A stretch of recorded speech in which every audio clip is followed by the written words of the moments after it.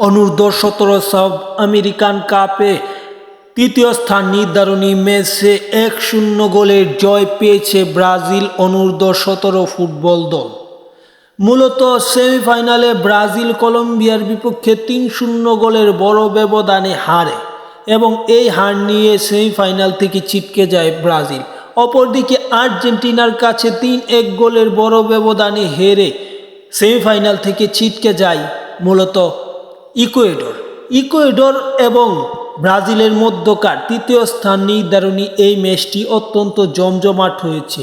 ম্যাচের প্রথমার্ধের শেষের দিকে 1-0 লিড নেয় ব্রাজিল। পরবর্তীতে সেই গোল আর শোধ করতে পারেনি ইকুয়েডর, তাই 1-0 গোলের লিড নিয়েই ম্যাচটি শেষ করে এবং ব্রাজিল এই ম্যাচটি জিতে তৃতীয় স্থান অর্জন করেছে।